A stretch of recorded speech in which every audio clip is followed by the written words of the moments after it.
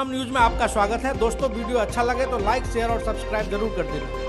Hello दोस्तों, क्या हाल है। तारीख आज 26 जून 2025, दिन गुरुवार, हिंदी तिथि आषाढ़ महीना शुक्ल पक्ष प्रतिपदा यानी एकम। और आइए बात करते हैं आज के मुख्य समाचार में देश भर की तमाम बड़ी खबरों पर नजर डालते हैं। देखिए, एक तो आज के दिन को दुनिया भर में नो ड्रग्स डे के रूप में मनाया जाता है, यानी अंतर्राष्ट्रीय नशा निरोधक दिवस। और वहीं दोस्तों आज 26 जून से ही गुप्त नवरात्रि भी शुरू होने जा रहे हैं। ऐसे में आज के दिन पूजन, कलश और घट स्थापना का शुभ मुहूर्त क्या रहेगा। आषाढ़ मास में शुक्ल पक्ष की प्रतिपदा तिथि से ही गुप्त नवरात्रि शुरू होती है। इस दौरान 9 दिन तक उपवास वगैरह रखे जाते हैं और माँ दुर्गा के अलग अलग 9 स्वरूपों की पूजा की जाती है। तो आषाढ़ गुप्त नवरात्रि आरंभ के साथ ही कलश स्थापना और माँ दुर्गा पूजन के शुभ मुहूर्त की जानकारी आप देख सकते हैं। सुबह के समय 1 घंटा 33 मिनट तक की अवधि पर और दोपहर में भी 11:56 से 12:52 तक अभिजीत मुहूर्त रहेगा कलश स्थापना के लिए, है ना। चलिए आगे बढ़ते हैं अपन खबरों में। देखिए, पहली खबर मानसून पर निकल कर आ रही। देश में 24 जून तक मानसून की बारिश सामान्य से 4% ज्यादा हुई। वैज्ञानिकों ने अपने शोध में दावा किया कि खरीफ की बुआई सही रास्ते पर है और देश भर में अभी मानसून की शुरुआत में ही कई जगहों पर तो बाढ़ जैसे हालात चल रहे हैं। ये कुछ तस्वीरें आप देख सकते हैं। गुजरात, सूरत में बाढ़ के पानी में गत्ते पर आराम से लेटा दिखा युवक, तो वहीं सीकर में क्रेन से बच्चों को स्कूल पहुंचाया गया। हिमाचल के धर्मशाला में भी बाढ़ में 15 से 20 मजदूर बह गए, जिनमें 2 के तो 100 बरामद हुए। कुल्लू में 3 जगह पर बादल फटा। लैंडस्लाइड की वजह से आदि कैलाश का रास्ता भी बंद पड़ा है। फिलहाल देखिए अगली खबर। भारत की जीडीपी पर ICRA यानी इकरा की तरफ से भी एक रिपोर्ट सामने आ रही है कि भारत की जीडीपी दर घटकर 6.2% रहने का अनुमान है, क्योंकि अभी वैश्विक अनिश्चितताएं चल रही है। भू राजनीतिक तनाव का असर भारत की इकोनॉमिक ग्रोथ रेट पर भी पड़ सकता है। जो मतलब इजराइल, ईरान, रूस, यूक्रेन के बीच जो जंग चल रही है, इससे दुनिया भर की अर्थव्यवस्था धीमी पड़ने की संभावना है। क्रेडिट रेटिंग एजेंसी इकरा की तरफ से लेटेस्ट रिपोर्ट जारी की गई। चलिए खबर देखिए। अब इंटरनेशनल नंबर से भी आप UPI पेमेंट कर पाएंगे। IDFC फर्स्ट बैंक की तरफ से अपने ग्राहकों को ये नई सुविधा दी गई है। अगर आप विदेश में रहते हैं और भारत में रहने वाले अपने परिवार या दोस्तों को भी पैसा भेजना चाहते हैं, तो अब आपको भारतीय मोबाइल नंबर की जरूरत नहीं पड़ेगी, क्योंकि IDFC फर्स्ट बैंक की इस नई सर्विस में अब NRI ग्राहक भी अपने अंतर्राष्ट्रीय मोबाइल नंबर से भी UPI पेमेंट कर पाएंगे, है ना। फिलहाल इस सुविधा का फायदा कौन कौन से देशों के लोग उठा सकते हैं, तो दुनिया के 12 देशों के ग्राहकों के लिए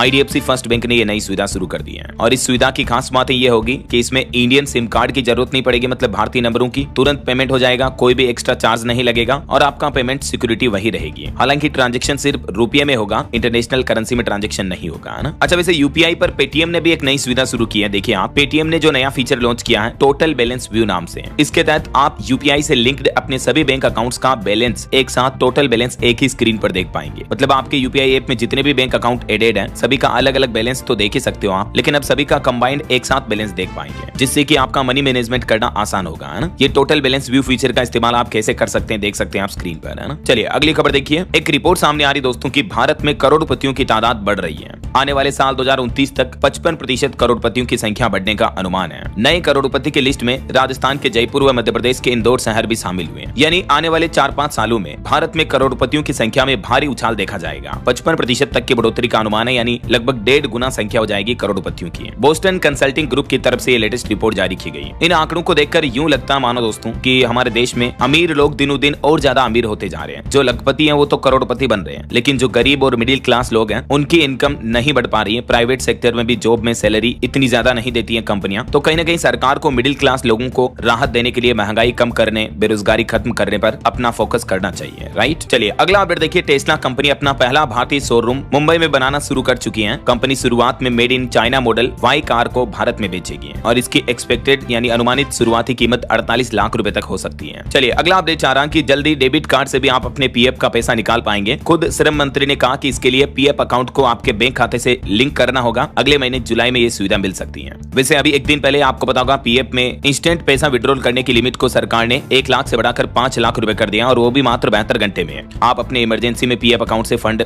विड्रॉ कर पाएंगे, निकाल पाएंगे मतलब पैसा, है ना। चलिए फिलहाल देखिए अगला अपडेट। जियो फ्यूल स्टेशन पर भी मिलेगी अब अडानी की CNG। अडानी गैस स्टेशनों पर जियो का पेट्रोल डीजल बिकेगा। ATGL और रिलायंस BP दोनों कंपनियों के बीच पार्टनरशिप हुई है और इसके तहत अब आपको रिलायंस के फ्यूल स्टेशनों पर अडानी कंपनी के CNG भी मिल पाएंगे। और वहीं देखिए मैकिन्से एंड कंपनी इंटरव्यू में मुकेश अंबानी ने कंपनी जियो और अपने पिता के बारे में बातचीत की है। मुकेश अंबानी ने कहा कि रिलायंस जियो को लॉन्च करना मेरी लाइफ लाइफ का सबसे बड़ा रिस्क था। अंबानी बोले कि इंसान खाली हाथ आता है, खाली हाथ जाता है, मगर समाज के लिए जब तक हम इस दुनिया में हैं तब तक हमें यहाँ रहकर कुछ करना चाहिए। और उन्होंने कहा कि जियो की मदद से भारत में इंटरनेट और डेटा सस्ता हुआ। उन्होंने अपने पिता के बारे में भी बात की। ये तस्वीरें आप देख सकते हैं, धीरूभाई अंबानी और उनके दोनों बेटे मुकेश अंबानी और अनिल अंबानी की। वहीं एक रिपोर्ट सामने आ रही कि जियो स्टार बना देश का सबसे बड़ा OTT प्लेटफॉर्म। हाल ही में जो IPL मैच खत्म हुए, इसमें भी नया रिकॉर्ड बनाया जियो हॉटस्टार ने। चलिए, स्टूडेंट के लिए बड़ी खबर आ रही, CBSE के 10वीं की परीक्षा अगले साल 2026 से ही 2 बार होगी। पहली परीक्षा कंपलसरी होगी और दूसरा एग्जाम ऑप्शनल होगा। अप्रैल और जून महीने में नतीजे आएंगे और सप्लीमेंट्री एग्जाम सिस्टम को खत्म कर दिया है CBSE ने। Central board of secondary education की तरफ से 2026 से ये नया नियम लागू किया जाएगा और नए एग्जाम पैटर्न की 3 अहम बातें क्या होगी देख सकते हैं आप डिटेल। कुल मिलाकर अब CBSE के 10वीं के एग्जाम जो है ना, वो 2026 से साल में 2 बार होंगे, ठीक है ना। और एग्जाम पैटर्न में ये कुछ न्यू रूल्स एंड रेगुलेशंस लागू किए हैं CBSE ने। चलिए अगला अपडेट देखिए। शशि थरूर पर कांग्रेस अध्यक्ष मल्लिकार्जुन खड़गे बोले कि कुछ लोगों के लिए मोदी फर्स्ट होता है। तो इस बात का जवाब देते हुए थरूर ने भी कहा कि पंख आपके हैं, उड़ने की इजाजत मत मांगो। उन्होंने मोदी की तारीफ की थी। तो इस बीच कांग्रेस के नेताओं में ये कंट्रोवर्सी देखी जा रही है। उन्होंने ये ट्वीट भी किया, देख सकते हैं। और खबर देखिए, कार्यक्रम के दौरान उपराष्ट्रपति जगदीप धनखड़ के सीने में दर्द उठा। उत्तराखंड में पूर्व सांसद के गले लगकर रोए, तबीयत बिगड़ी तो जवानों ने उन्हें संभाला। वहीं खबर है, महाराष्ट्र विधानसभा चुनाव में गड़बड़ी वाली याचिका बॉम्बे हाईकोर्ट ने खारिज कर दी है। हाईकोर्ट ने कहा कि इस बात का कोई ठोस आधार नहीं है, कोर्ट का समय बर्बाद किया गया। आपको पता होगा, आए दिन राहुल गांधी भी महाराष्ट्र चुनाव में फर्जीवाड़े के आरोप लगाते रहते हैं। वो कहते हैं कि मैच फिक्सिंग वगैरह की गई।